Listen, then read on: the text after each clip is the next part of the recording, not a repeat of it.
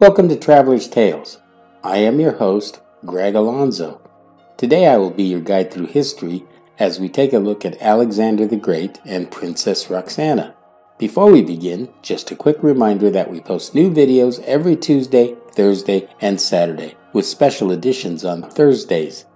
Don't forget to hit the little bell icon to be notified each time we post new videos. Moving right along. Mythology tells us one thing, while archaeology tells us another. Who was the fabled Princess Roxana? Where was she from? Did she really steal the heart of the great king? Today we will answer these questions as we take a look at the relationship between Alexander and Roxana. The Wars of Alexander the Great were a series of conquests carried out by Alexander III of Macedon. The wars begin against the Achaemenid Persian Empire, then under the rule of Darius III of Persia.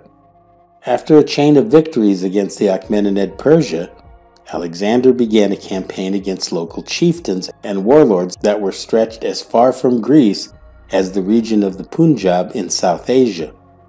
After Alexander defeated the last of the Persian military forces, he began a new campaign in Ariana. It was Alexander's plan to conquer the then known world. In his day, the Greeks knew nothing of China or any other lands east of Bactria. Once Alexander attacked the kingdom of Sogdiana, King Oxyartes of Bactria prepared for the worst. He immediately sent his wife and daughters to take refuge in the Sogdian Rock. This was a fortress that Oxyartes thought to be impregnable. It had also been provisioned for a long siege.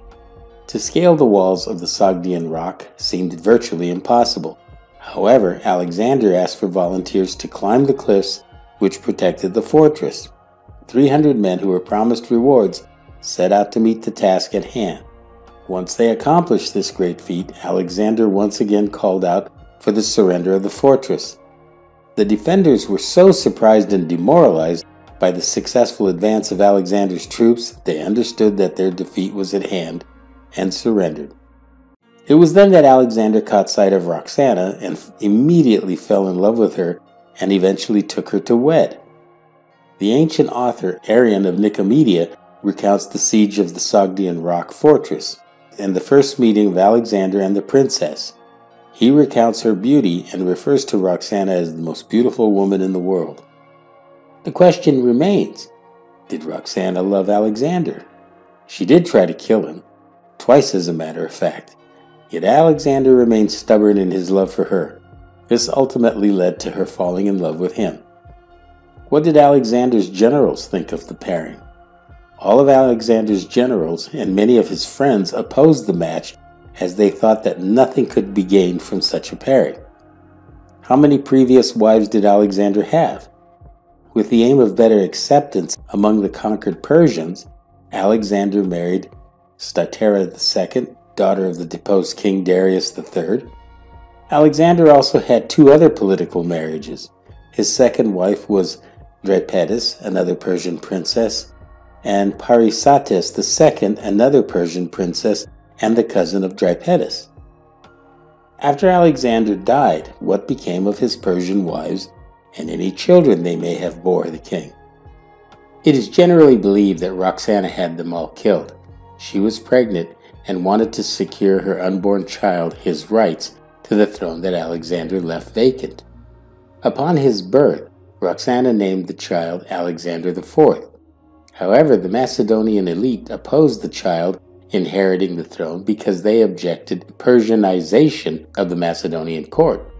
Though Alexander IV lost his right to his father's throne due to the intrigues that surrounded him, both the child and his mother traveled to Macedonia and sought refuge with the great king's mother, Olympias. Later, upon the assassination of Olympias, both Roxana and her son were detained. This brought about a split in the Macedonian court. After a great dispute, Alexander IV was confirmed as king, with Cassander as his guardian. Unfortunately, Cassander no longer felt any loyalty to the great king and had Roxana and Alexander IV murdered.